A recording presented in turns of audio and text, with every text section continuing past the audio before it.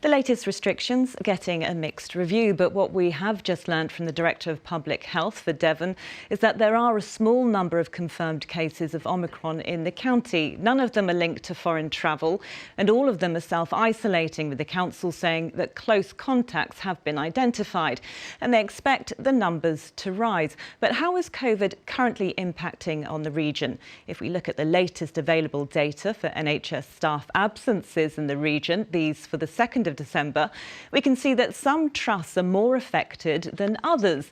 At University Hospitals Plymouth, around 40% of the absences are COVID-19 related, either through sickness or self-isolation. The Royal Devon and Exeter less impacted.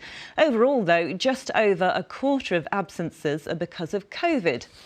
Moving on to bed occupancy, and the number of patients with COVID-19, as reported on the 2nd of December, hasn't changed from the previous week, still at 270 across the region's hospitals. As yet, we still don't have figures for the infection rate in the southwest of the Omicron variant. I asked Dr. Bharat Pankanhania, Senior Clinical Lecturer at the University of Exeter Medical School, whether these new measures are a preemptive move. They are very much preemptive, and we must be aware and we must be cognizant of the natural history of infections, which is, first you have the rise in number of cases, followed by the rise in number of hospital admissions. So what we see today in terms of cases, we will see in terms of hospital admissions January, mid-January onwards. So you are expecting a rise in cases then, because at the moment the messaging is quite confusing, isn't it? Do you agree with that? So I would really like a more consistent, simple to understand message, which is Omicron is more infectious than Delta. That is very clear to know. Secondly, you need to wear your masks in most places if you are outside with other fellow human beings. The third thing is restrict your movements in crowds and parties and places like that, because this Omicron is more infectious. It's more infectious, but is it more virulent? Do we need to be more wary of it than previous variants?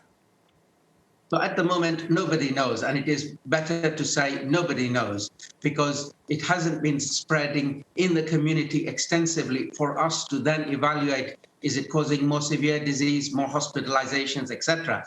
So do you think that we should be allowed to have things like Christmas parties then? I think we have to tread very carefully, and my view is have a good, lovely summer party and do all you can not to become a case in this Christmas period. It's very important that we postpone if we can. It's better to be preventative and protective. And what about when it comes to booster jabs? Are people who can't get their jab early, are they still protected for those 6 months under the current vaccination scheme, or is the booster going to give them that bit of extra protection?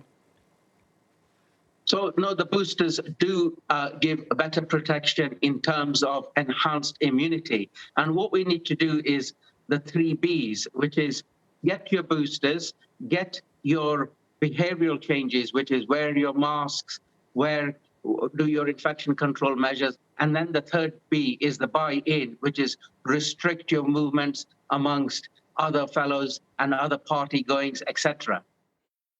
Dr. Bharat Pankanhania there, but opinion among many of you remains divided. Martin emailed saying there's been a silent majority always adhering to the rules and wearing masks. It's time that others who seem confused or just don't care think hard to protect the community. Chris in Dorset says you can't expect people to wear masks all day for the rest of their lives. We must learn to live with it. And another viewer comments, it's been too little too late, or too much too soon for 2 years. Kirk.